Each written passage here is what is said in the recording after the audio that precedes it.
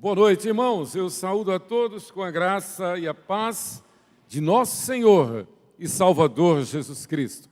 Nosso irmão Laércio Neto já fez a saudação à igreja aqui presente, a igreja aí na casa de cada um dos irmãos e de uma forma especial a você que nos acompanha de casa na pessoa de nossa irmã Lucila e toda a sua família reunida.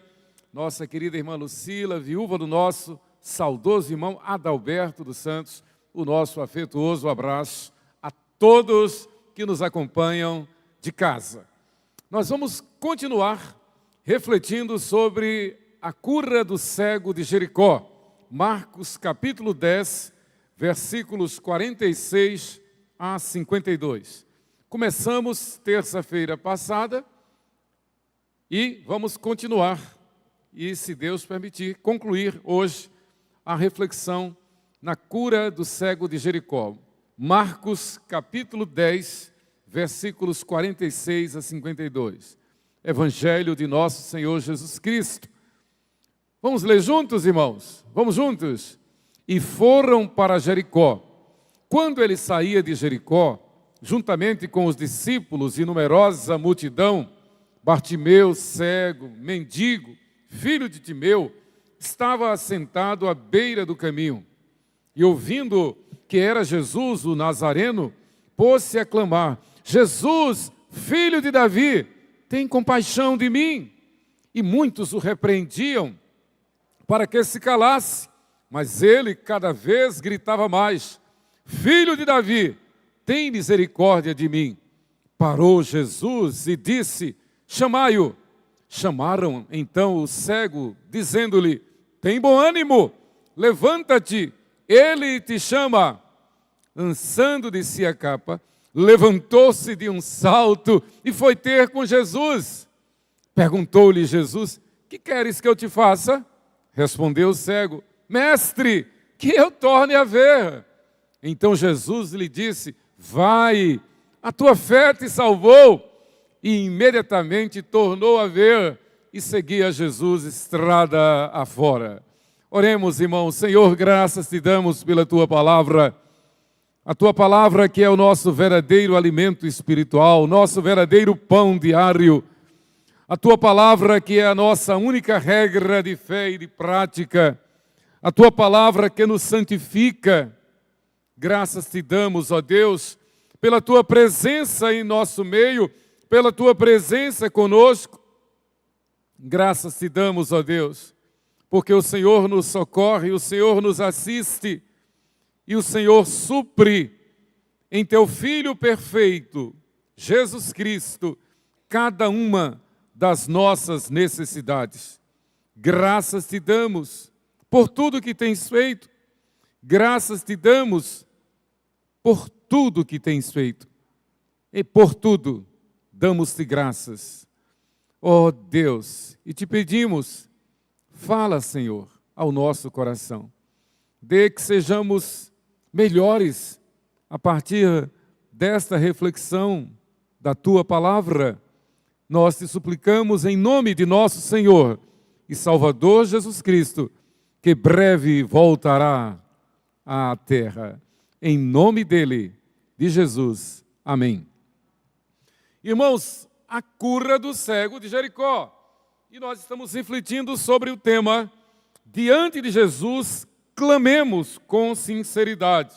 Diante de Jesus, clamemos com sinceridade. Já vimos que o cego, de nascença, mendigo, esmoler, estava à beira do caminho, vivia à beira do caminho. Já era um homem adulto. Imagine toda a sua vida na mendicância, toda a sua vida como esmoler, toda a sua vida desprezado. Mas, da mesma forma que cada um de nós tem, já teve, tem e continuaremos tendo a oportunidade de sermos visitados por Jesus.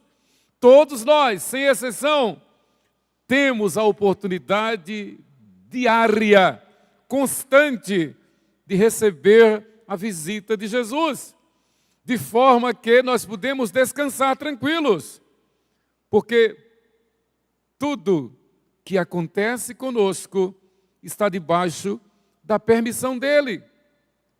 Por isso que a Bíblia é enfática.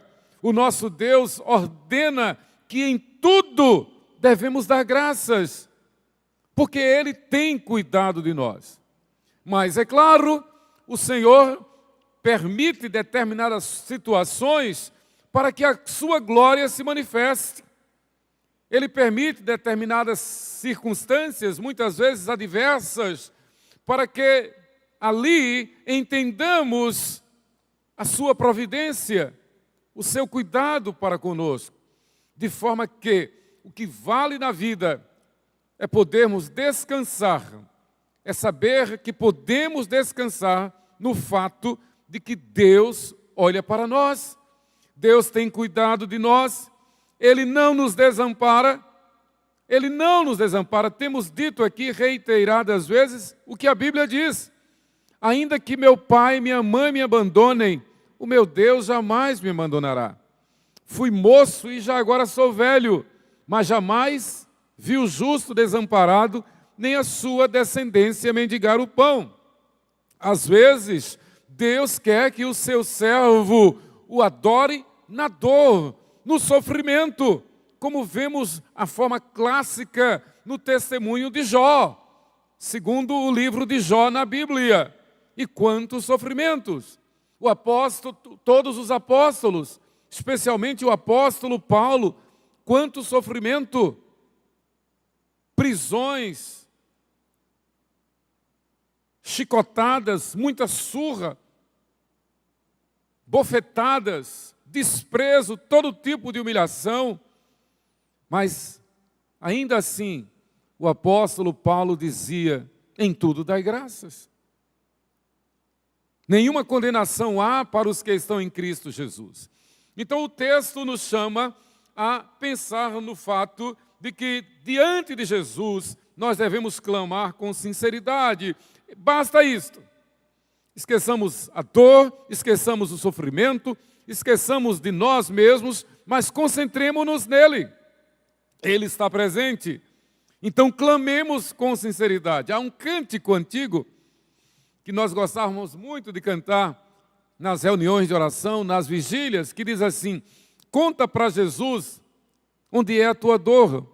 Ele é o remédio. Confia no Senhor. Não te desanimes com a tua cruz.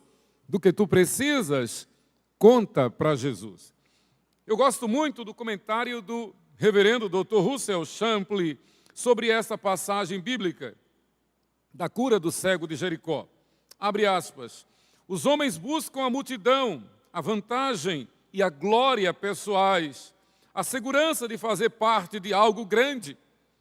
Em contraste, Jesus parou e se inclinou para ajudar um pobre homem.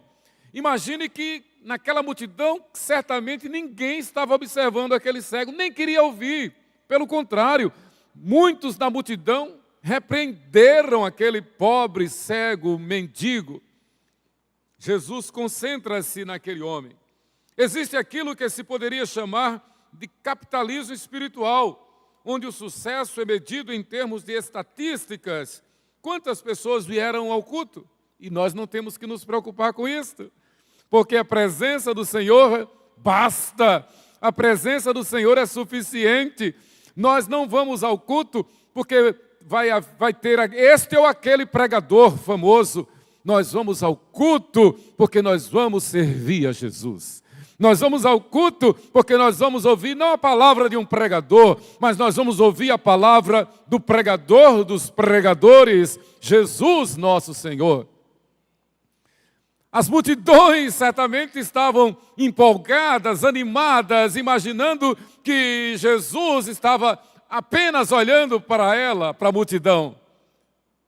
Mas Jesus, claro, estava vendo a multidão, mas Jesus vê além da multidão. Jesus vê o interior. Aquilo que disse Samuel a Jessé, quando ele foi para ungir um dos filhos de Jessé, rei de Israel.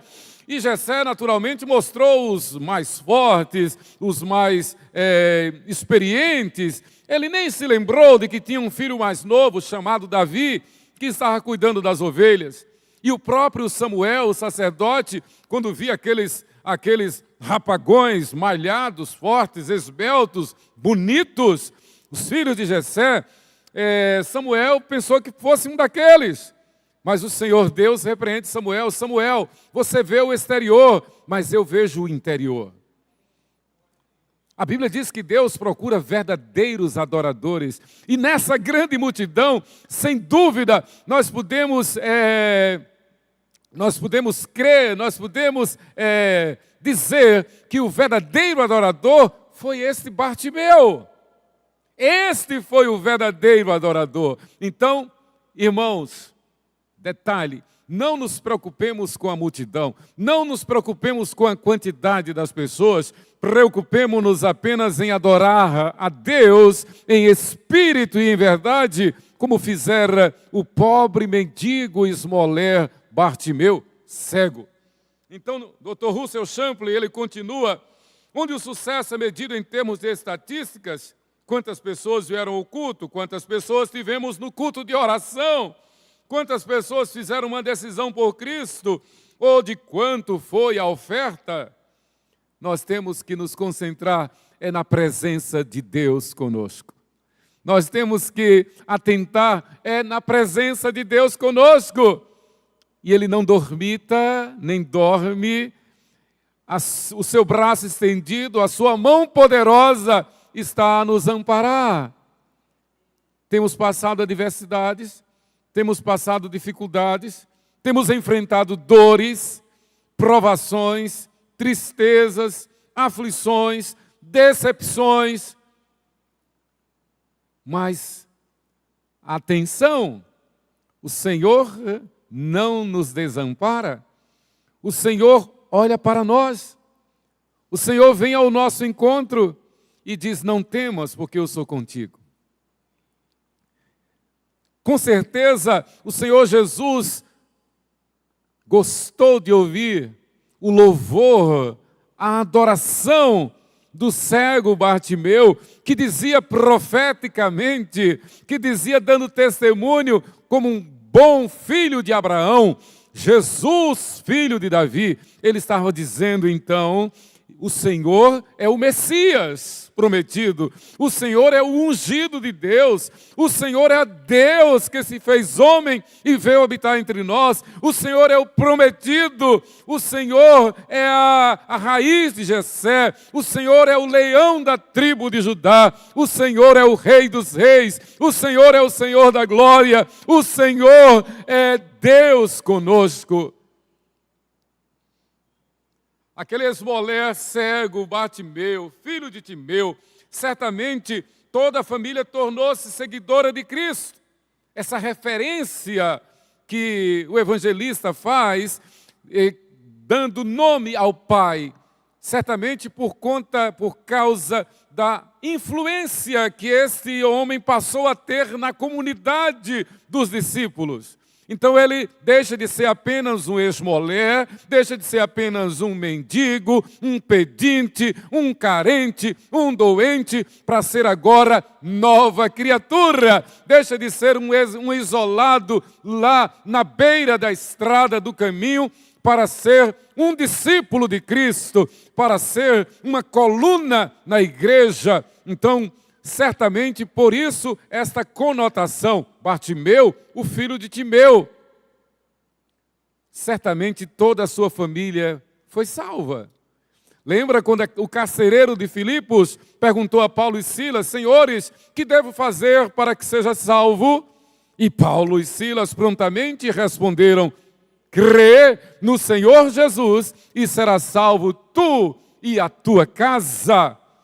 Houve salvação na casa de Zaqueu, houve salvação na casa do carcereiro de Filipos, houve salvação na casa de Lídia, vendedora de púrpura da cidade de Tiatira, houve salvação na casa de Eunice Loide, houve salvação na casa de Bartimeu, filho de Timeu. Louvado seja Deus. Houve salvação na nossa casa, houve salvação na tua casa. E nós oramos para que haja mais conversões para a glória dele, para a glória de Deus. Nós oramos para que os filhos pródigos voltem, para que aqueles que estão afastados voltem. Nós oramos para que aqueles que estão cegos espirituais tenham os seus olhos abertos e creiam e confessem que Jesus Cristo é a nossa única esperança. É do conhecimento de todos que o Evangelho de Marcos tenha sido o primeiro a ser escrito. Isso aqui é um fundamento histórico, exegético, escrito antes dos outros três, Mateus, Lucas e João. Ele é o texto primário para os demais evangelhos. Provavelmente tenha sido o próprio Bartimeu que já como discípulo tenha narrado o episódio aos evangelistas. Isso é fantástico. Interessante que muitos repreenderam a Bartimeu para que se calasse, mas ele gritava mais: Filho de Davi, tem misericórdia de mim. Irmãos, isto faz cair por terra todo espírito de timidez, todo espírito de dúvida, todo espírito de incredulidade, todo espírito de autocomiseração, de autocomplacência, todo espírito de coitadinho, todo espírito humano, toda ideologia humana. Diante de Jesus, em Jesus, nós somos mais do que vencedores. Bartimeu poderia simplesmente dirigir-se a Jesus como muitos fazem e gostam de fazer, na base da murmuração. Senhor, o Senhor está vendo que eu estou cego? Senhor, o Senhor está vendo que eu preciso de uma esmola? Senhor, tira-me desse lugar aqui. Simplesmente isso. Mas a primeira oração, a primeira expressão de Bartimeu é louvar ao Senhor Jesus. Jesus, filho de Davi. Isto é uma elegia, isto é um louvor, isto é uma adoração, isto é um culto. A Bíblia manda que nós louvemos a Deus, que nós adoremos a Deus em toda e qualquer circunstância. Louvemos ao Senhor. Demos graças por tudo. Quando Paulo apóstolo diz, posso tudo naquele que me fortalece, ele não está falando de vanglória, ele não está falando de sucesso, ele está dizendo, eu posso tudo naquele que me fortalece no meu sofrimento, na minha dor, na minha aflição. Eu estou sendo injustiçado, eu sou um preso político, eu sou um preso ilegal, essa minha prisão é injusta, é ilegal, mas Paulo, ao invés de murmurar, ele perdeu tudo, ele perdeu sua liberdade, ele perdeu o convívio com a família, ele sabe que está condenado à morte, mas ele diz, eu posso todas as coisas naquele que me fortalece. Ele não está dizendo que vai se vingar da autoridade romana, ele não está dizendo que está desejando a morte dos seus algozes, ele não está reclamando da sua missão, mas ele está dizendo que no sofrimento ele pode todas as coisas. Em outras palavras, o Senhor nos permite o sofrimento para que no sofrimento nós descansemos nele. Está doendo, mas ele está comigo. Perdi tudo, mas não perdi a fé. Perdi tudo, mas não perdi a esperança. Posso perder todas as coisas e até este corpo voltar ao pó, mas serei promovido para a glória celestial. Essa é a realidade do cristão. Então Jesus parou e disse, chamai-o. Chamaram então o cego, dizendo-lhe, tem bom ânimo, levanta-te, ele te chama. E aqui é fantástico, o texto diz que Bartimeu lançou de si a capa. E esta atitude nos traz muitas lições. Muitas vezes nós cultivamos a capa da amargura, a capa do rancor, a capa de traumas. Muitas vezes nós carregamos a capa do medo, a capa da timidez, a capa da dúvida, a capa da incredulidade, a capa do egoísmo. esse ato de Bartimeu lançar de si a capa nos traz tremendas e preciosas lições. Jesus disse: quem quiser vir após mim, negue-se a si mesmo. E nós podemos, por dedução lógica, dizer: quem quiser vir após mim, lance de si a capa. Lance a capa do seu eu, do seu ego. Lance a capa de seu humanismo, de sua autopiedade, de sua autocomiseração. Lance a capa da incredulidade, lance a capa da dúvida, lance a capa do espírito de coitadinho. Erga a cabeça, salte, dê um pulo e corra para os braços de Jesus. Como uma criança desmamada no colo de sua mãe, tal é a minha alma para contigo, ó Deus.